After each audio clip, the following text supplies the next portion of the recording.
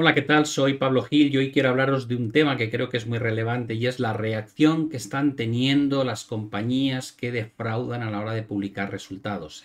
La última y más llamativa es Netflix. Caídas del 69% acumuladas en tan solo 6 meses, pero ya vemos que no es la única. Pelotón un 88%, Facebook el 51% de caída, AMC un 81%, Zoom con caídas que alcanzan el 83%. Y he seleccionado también un ETF, el fondo gestionado por Cathie Woods, que en su momento fue fondo estrella en 2021, finales del 2020, principios del 2021, y como veis pierde ya un 67% desde máximos. Este fondo estaba concentrado en tecnológicas disruptivas. ¿Qué es lo que ocurre? Básicamente lo que ocurre es que ARK Innovation Fund sigue un patrón muy similar al que vivimos, por ejemplo, durante los momentos previos al pinchazo de la burbuja.com y lo que ocurrió después. ¿Por qué? ¿Cómo puede ser que ARK Innovation en color rosa pálido y en negro en Nasdaq tengan un comportamiento tan similar, ¿no? Tanto en el proceso exponencial de subida como luego en la primera fase de caída, la corrección o el rebote táctico y luego el movimiento? Recordad que el Nasdaq no encuentra un suelo hasta alcanzar finales del 2002, principios del 2003, pero ya vemos un patrón que en lo que vamos desarrollando de los últimos meses se asemeja muchísimo. Bueno, porque realmente en este tipo de comportamientos importa más las emociones que los fundamentos. Es decir, hay un momento dado en que el inversor deja de mirar fundamentos, deja de mirar valoraciones y empieza a plantearse la euforia de tal vez no tenga que trabajar en el resto de mis días, ¿no? Tal vez lo que consiga sea tener unas cuantas inversiones de este tipo que multiplican aparentemente por 2, por 3, por 5, por 10 veces en cuestión de pocos meses, y uno hace, como decía antes, el cuento de la lechera y dices, bueno, es que para qué me voy a tener que preocupar de la jubilación si esto es facilísimo, ¿no? Hasta que llega la realidad, ¿no? Y la realidad es cuando el mercado se da la vuelta y en ese momento empieza el pesimismo, empieza la preocupación, empieza la desesperación y finalmente el pánico. Y acaban vendiendo esas compañías probablemente cuando ya no valen nada. Eh, los patrones y ciclos en la bolsa, como hemos comentado muchas veces, son algo que se perpetúan en el tiempo, ¿no? Y que están inherentes en la naturaleza y en la mentalidad de los inversores. Y hay un momento en que nos desligamos del sentido común, de las cosas que tienen lógica, y nos dejamos llevar solamente por el momento, por la tendencia que muestran determinados activos, ¿no? Y eso creo que es un tema que debemos tratar de entender, y es a lo que me voy a dedicar durante este vídeo, a explicarlo en profundidad. Pero antes quiero comentaros una novedad, ¿no? Por primera vez tengo un vídeo patrocinado por NordVPN, que como muchos sabréis probablemente es una aplicación que nos permite conectarnos con la máxima seguridad a Wi-Fi públicas. Podemos ocultar nuestra IP, pero a mí lo que más me gusta de todo ello es la posibilidad de cambiar mi ubicación física de forma virtual a otros países y disfrutar de contenido en streaming que no sería capaz de acceder a él estando en España. Si yo quiero ver una serie que dan en Netflix o en Amazon Prime en Estados Unidos o en Reino Unido y estoy en España, conectándome a la VPN de Nord, lo que hago básicamente es simular que estoy allí y a partir de ese momento puedo ver el contenido, o puedo estar de viaje y querer acceder al contenido que tengo contratado en España y con NordVPN lo puedo hacer. Se trata de una aplicación de uso sencillísimo. Con un mero clic accedo a una gama enorme de servidores distintos por todo el mundo. La velocidad de conexión, como veis en esta tabla comparativa, es la más alta con diferencia y por tanto lo único que os queda es probarlo. Yo os diría que utilicéis el enlace que hay debajo de este vídeo, donde podéis ver que si pincháis en esta descripción vais a tener 2 años de NordVPN y un mes de regalo adicional, además de la protección contra amenazas gratis, y podéis probarlo durante 30 días. Si no os convence su funcionamiento, pues simplemente se os devuelve el dinero. Volvemos ya con el contenido del vídeo propiamente dicho, agradeciendo a NordVPN este patrocinio. Y aquí hay un gráfico que tenéis que tener en la cabeza porque es realmente importante. Cuando hemos visto el gráfico de ARK Innovation Fund, la sensación que da es que lo peor ya ha ocurrido. Pero fijaos lo que hay aquí. Tenemos el índice que protagoniza Goldman Sachs, que le llama Non-Profitable Tech Index. ¿Qué significa esto? Según la metodología de Goldman Sachs, lo que hace es analizar compañías del sector tecnológico que no están ganando dinero y que, sin embargo, como veis, durante 2020 y 2021 protagonizaron una subida espectacular. Y dices, vale, ¿qué sensación da cuando miras este gráfico? Y dices, bueno, pues que hubo cosas que subían con independencia de si tenía o no sentido comprarlas.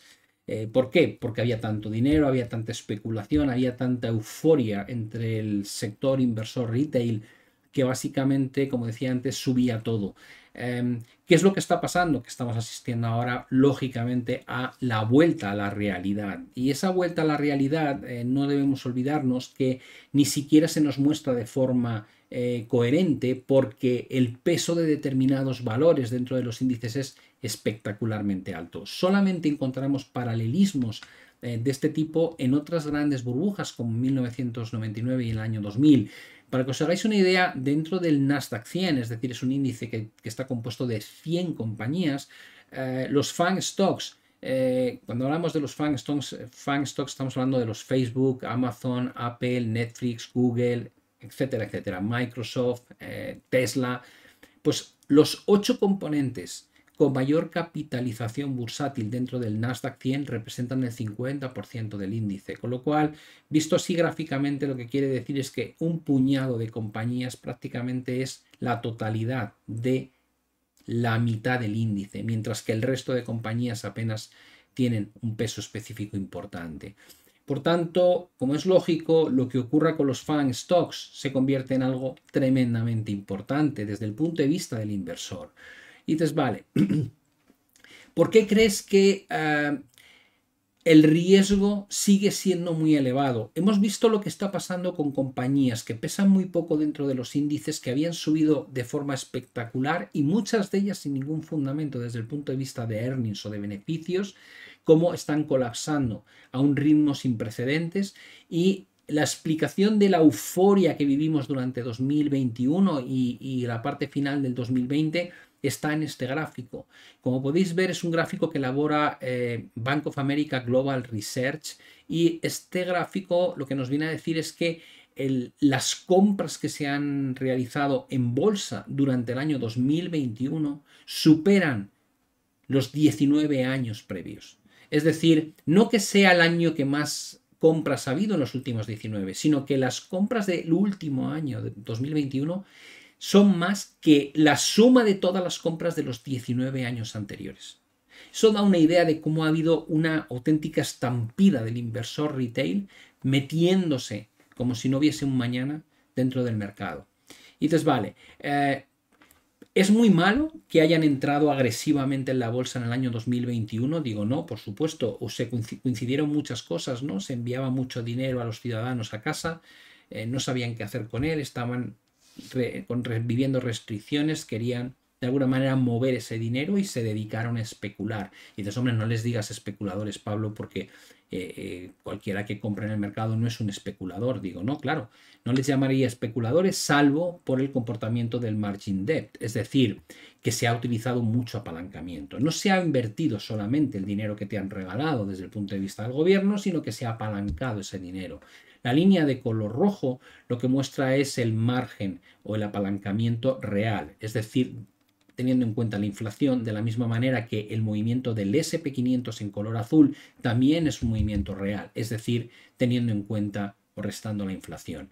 Y dices, vale, normalmente se suelen dar estas circunstancias de que cuando el mercado atraviesa fases muy alcistas, el mercado tiende a apalancarse. Digo, sí, lo vimos en el año 2000, lo vimos en el año 2007 con récord de apalancamiento, lo vimos en 2018 con récord de apalancamiento. Alguien podría decir, bueno, pero este desapalancamiento tampoco fue tan dramático. Digo, no, aquí tuvimos una caída de un 21% y aquí tuvimos una caída de un 35%. Y fue la Reserva Federal cambiando su política monetaria lo que devolvió las ganas al mercado, lo que permitió seguir subiendo y marcar nuevos máximos históricos. Pero ahora la Reserva Federal ya no es tu amiga. la Reserva Federal te está subiendo las tasas de interés, te está retirando el programa de QE, va a dejar vencer los bonos, incluso a lo mejor vende parte de los bonos. Se ha convertido en tu enemigo en lugar del aliado que has tenido durante todo este tiempo. ¿Por qué? Porque durante todo ese tiempo no hubo problemas de inflación y ahora sí los hay y son muy severos. Por tanto, lo que está ocurriendo es que es muy probable que estos márgenes, este apalancamiento que se ha usado para ganar exposición al mercado, juegue ahora el efecto inverso, ¿no? Multiplique o acelere la salida o las caídas que estamos viendo en algunos valores. Dicho de otra manera o viéndolo de otra forma, estos gráficos son de Advisor Perspective. Como veis, dices, vale, ¿cuál es el saldo neto por parte de, o el crédito que tienen los inversores en función de los distintos momentos? Digo, siempre hago alusión a este tema y me parece sorprendente, ¿no? Y dices, cuando el mercado entra en el mundo del apalancamiento, ¿no? Y especialmente eso ocurre cuando las tasas de interés se vuelven muy, muy bajas. Anteriormente no había tanto apalancamiento, como podéis ver. Dices, ¿por qué? Porque el coste de financiar el crédito para comprar bolsa era altísimo. Estabas teniendo que pedir préstamos del 8, 9, 10%. Nadie quería hacer eso. Pero cuando la bolsa al final tiene un comportamiento eufórico, incluso con tipos de interés altos, vemos que se produce este saldo negativo, este apalancamiento, préstamos en torno a la burbuja tecnológica. Luego, cuando pincha, el saldo es claramente positivo. Eso que quiere decir es que cuando había que estar comprando en el mercado, realmente la gente lo que está haciendo es lo contrario. Y y cuando se produce la gran subida hasta el año 2007, la gente se vuelve a apalancar. Digo, sí, veníamos con la resaca de lo que había ocurrido con la burbuja inmobiliaria y por tanto sí hay un apalancamiento, pero no tan excesivo con la burbuja.com, lo cual no quiere decir que evitemos la hecatombe que viene después en el año 2008, y cuando esto ocurre todo el mundo quiere estar en efectivo, nadie quiere estar invertido, ¿no? Pero lo que estamos viviendo ahora no tiene parangón, como podéis observar, es un auténtico disparate, ¿no? Y dices, vale, ¿dónde estamos ahora? Y digo, estamos aquí. ¿Queda mucho desapalancamiento por producirse? Sí, por supuesto, y no hay que olvidar que probablemente pasemos a saldos verdes en algún momento durante el próximo año, año y medio, 2 años. Por tanto, recorrido hay una auténtica barbaridad. Es decir, lo que hemos visto solamente es el inicio de tal vez lo que pueda ser el movimiento que nos espera por vivir durante los próximos 2 años. Pero creo que es una gráfica que da una idea muy buena del riesgo latente que sigue existiendo en el mercado. Este crédito, este dinero que han usado muchos inversores para apalancar sus apuestas e invertir más de lo que tienen en el mercado, tiene mucho sentido cuando el coste del dinero es nulo, es cero. Si miramos aquí el tipo de interés a un mes, 3 meses, 1 año, 2 años, 3 años, etcétera, en la bolsa americana, hace un año el coste era prácticamente nada, 0,05%, 0,16%, 0,35%. Un año más tarde, ese coste ronda entre el 2 y el 3%. Es decir, que ya no es un precio tan barato. Eso va a hacer daño a la gente que está apalancada, a la gente que busca renovar su posicionamiento porque la accesibilidad al dinero nuevo ya no está tan barata. Otro ejemplo lo tenéis en las hipotecas. En Estados Unidos, hace un año, se financiaban hipotecas a 30 años por debajo del 3%. Ahí lo veis. En tan solo un año, el coste de financiar una hipoteca a 30 años ha pasado de por debajo del 3 a por encima del 5%. ¿Qué pasa con estas cosas? Que drenan capacidad de consumo, drenan capacidad de inversión, hacen más desfavorable seguir con esa dinámica eufórica a la hora de invertir en la bolsa, ¿no? Esa especulación rampante que hemos visto en 2021. Otro tema que creo que merece la pena analizar en detalle es que el mercado cotiza por encima de las expectativas de resultados. Dices, ¿cómo lo sabes? Bueno, si accedéis a FactSet, veréis cuál es el forward PE a 12 meses vista o el earnings per share respecto al cómo cotiza la bolsa. Y dices, vale, ¿esto qué significa? Digo, pues es el precio actual de la acción partido de la estimación de beneficios futuros. Son estimaciones. Nadie habla de que vayan a conseguir ganar este dinero, pero es lo que estiman las compañías y los analistas que van a ganar en los próximos 12 meses. ¿Se suele cumplir la expectativa? No, por desgracia casi nunca se cumple. Y dices, vale, y aún así, el precio del SP respecto a la expectativa de beneficios hay un gap enorme. Sí. ¿Cómo debería cotizar el SP en base a estas expectativas de beneficios? Debería cotizar en la zona de los 3.900 puntos. Pero ¿qué pasa cada vez que se produce una caída en la bolsa, una situación de desaceleración económica? Pues que evidentemente las expectativas de beneficio bajan. Es decir, la línea de azul oscura no se mantiene todo el tiempo subiendo, sino que se ajusta a la baja, lo cual deja más margen de caída en la línea de color azul clarita, que es la propia bolsa en sí misma. Pero la clave aquí es que estamos con una prima desde hace mucho tiempo, desde el COVID. Y una prima que se ha mantenido muy elevada hasta que ha comenzado este ajuste y todavía sigue siendo alta. Y dices, bueno, ¿es realista la estimación de beneficios a 12 meses vista que hay? Yo creo que no. Y dices, ¿por qué? ¿Cómo lo sabes?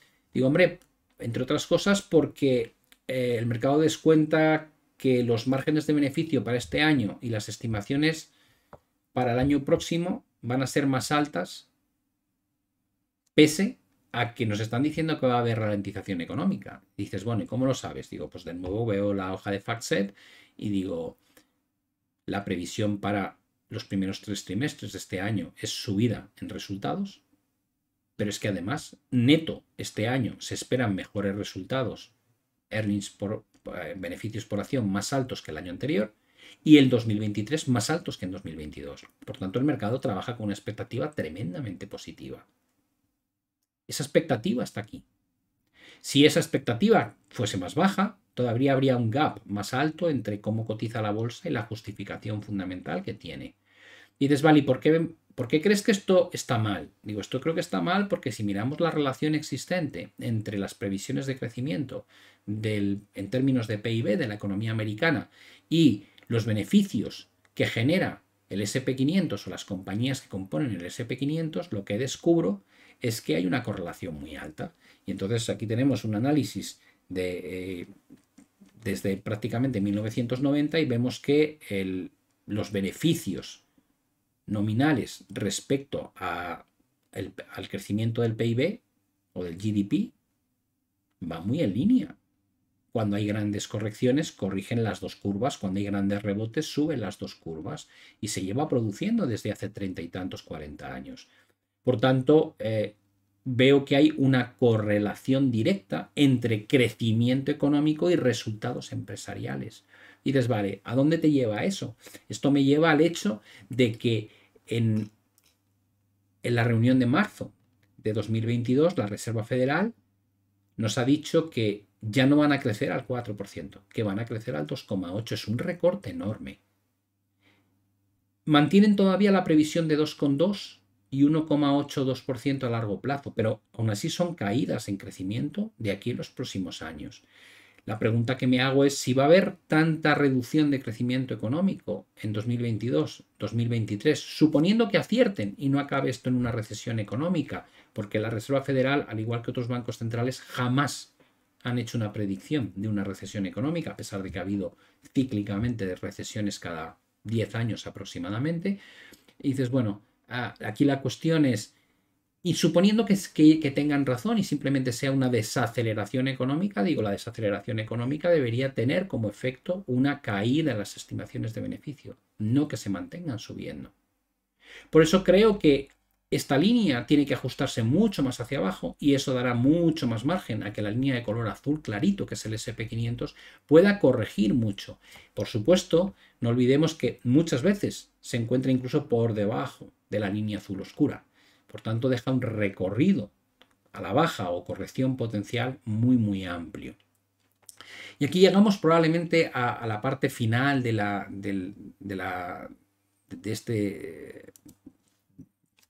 esta exposición y no quiero dejarlo sin avisar antes de que si os está gustando el contenido le deis al like, os suscribáis por supuesto al canal, activéis las notificaciones para saber cuando hay un contenido nuevo y que compartáis este tipo de cosas que hago pues, en vuestras propias redes sociales. Y la conclusión es sencilla. Dices, ¿a qué nos enfrentamos? Nos enfrentamos a una realidad y es que los bancos centrales han pasado de ser amigos a ser enemigos. Si continúan con su plan de retirarse del mercado en términos de programas de política monetaria no convencional o programas de quantitative easing o QE, quiere decir que la liquidez en el sistema se va a reducir. La liquidez está en forma de color blanca. la línea de color blanca, mientras que el MSCI mundial es la línea de color naranja. Y entonces, ¿hay una correlación entre ambos? Yo creo que es bastante obvio que hay una correlación enorme entre ambas líneas. Con lo cual, si la línea blanca empieza a ceder terreno hacia abajo, va a poner mucha presión sobre la bolsa a nivel global. Y eso nos lleva a la última diapositiva, que creo que es muy interesante. Y dices, si estás obsesionado, porque me preguntáis muchas veces, bueno, y Pablo, ¿cuál es la solución, ¿no? ¿Cuál es la alternativa? Yo siempre digo que no hay una alternativa única. Tenemos que buscar diversificación de cartera. Ya sabéis que yo pues tengo diversificado en oro, en plata, en inmobiliario. Es mi mayor apuesta es inmobiliario, pero comprado en 2020, en verano del 2020, con lo cual ya tengo un pequeño colchón importante que se ha generado durante el último año y medio, porque ha habido subidas fuertes del precio de la vivienda y evidentemente, ya sabéis que no estoy en bolsa, esperando una buena oportunidad a lo largo del próximo año y medio. Algo en criptomonedas, pero habiendo liquidado la mitad ya, con lo cual sé que con lo que he ganado en esa primera mitad financio completamente el resto de mi inversión, ya no puedo perder, con lo cual es una posición bastante cómoda porque las criptos tienen mucha volatilidad. Y eso nos lleva a esta última, ¿no? Es lo que estoy planteándome hacer ahora, que es volver a la renta fija. Y mucha gente me dice, estás loco, ¿cómo vas a comprar la renta fija, el bono, cuando con esta inflación, las subidas de tipos, el bono se está hundiendo? Digo, precisamente por eso me gusta. Creo que la curva se va a invertir más a lo largo del próximo año, año y medio, lo cual quiere decir que la parte larga de la curva creo que no va a subir demasiado. Pero lo más interesante es que si tú te compras un bono a 10 años en Estados Unidos, ya casi tienes una rentabilidad de un 3%. Del mejor emisor de deuda del mundo. Es decir, no hay mejor calidad crediticia que el gobierno estadounidense. Con lo cual podríamos decir que el riesgo es casi cero. Nunca es cero, pero casi cero. Si hiciese default el gobierno estadounidense tendríamos problemas mucho más serios. Con lo cual estás comprando deuda de máxima calidad. El mayor riesgo aquí es el tipo de cambio, que está un poco bajo euro-dólar. Pero si lo comparo con la bolsa, digo, pues si el MSCI mundial, el dividendo que ofrece es muy inferior al del bono. Y además aquí creo que existe un riesgo de que esto se recorte todavía más cuando empiece una recesión o cuando se desacelere la economía y el panorama sea mucho más feo. Va a haber recortes aquí, yo creo, de dividendos. Y dices, vale, y si te vas a high yield, es decir, la parte de la bolsa que está especializada en el pago de altos dividendos, digo, sí, la bolsa, si te vas al high dividend, todavía paga algo más, 3,5%, pero ya no hay tanta diferencia. No es como antes, cuando uno te daba una rentabilidad del 1%, 1 y pico, y el otro te daba una rentabilidad del 3,5%. Dices, ya esta diferencia, pensad que este activo tiene mucho más riesgo que este activo. Con lo cual, a medida que este gap se cierra, como inversor de medio a largo plazo, digo, tienes que mirar la renta fija. Y hay gente que dice, vas a comprarte una cosa que te paga un 3% y con una inflación del 8% vas a perder un 5% seguro todos los años. Digo, no, ese cálculo está muy mal hecho. En primer lugar, porque la inflación no va a estar 10 años al 8%. La inflación va a remitir porque si no remite, el Banco Central va a seguir subiendo las tasas de interés hasta que se va a cargar la economía y entonces vendrá una recesión y la inflación bajará. De eso no tengas la menor duda. No sabemos cuál es el punto, pero en un plazo de 10 años va a pasar seguro. Probablemente mucho antes que no mucho después. En segundo lugar, ten en cuenta que tu posicionamiento, yo cuando compré al 3% el bono americano 10 años en 2018, 2 años después le había ganado un 30%. ¿Por qué? Pues porque había pasado del 3% al 1 y pico por ciento. Creo que va a pasar lo mismo. Y dices, tal vez lo haga desde niveles mucho más altos de lo que crees, Pablo. Tal vez llega al 3,5. Digo, sí, puede ser. Pero creo que cuando hay una recesión y la inflación remita, los bancos centrales no van a perder ni un minuto en volver a estimular la economía, en volver a sacar programas de estímulo fiscal, en volver a bajar las tasas de interés. Porque es lo que llevan haciendo todo este tiempo. Y porque creo que han abierto una espita que es muy difícil de cerrar.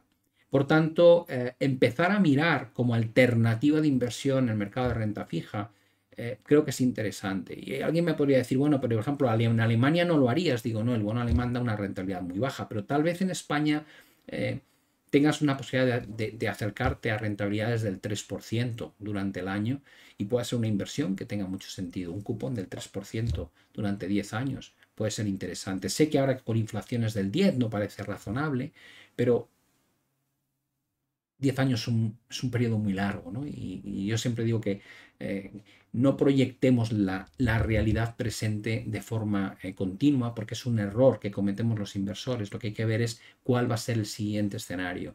Y ya para despedirme, creo que el siguiente escenario es que el año próximo, en el año 2023, igual que en 2021 hablaba del problema de inflación al que nos íbamos a tener que enfrentar, y es lo que estamos viviendo, veremos si se cumple esta nueva predicción. En 2023 de lo que vamos a estar preocupados no es de la inflación, vamos a estar preocupados de la nueva recesión económica. Y si es así, la inflación va a dejar de ser un problema y va a remitir de forma muy importante, a lo mejor incluso por debajo de la cota del 2%. Tal vez en ese momento nos acordemos de esta posibilidad de inversión en renta fija, que evidentemente te garantiza con un riesgo muy bajo en determinados emisores un cupón bastante sensato, teniendo en cuenta cuál es el dividend yield que ofrece la bolsa en este momento, que es realmente bajo. Como siempre, si os ha gustado el contenido, siempre le doy al botón que no es. Si os ha gustado el contenido, recordad darle al like. Podéis seguirme en el resto de las redes sociales. Que tengáis un muy buen fin de semana y nos vemos ya en la próxima emisión. Un saludo y hasta la vista.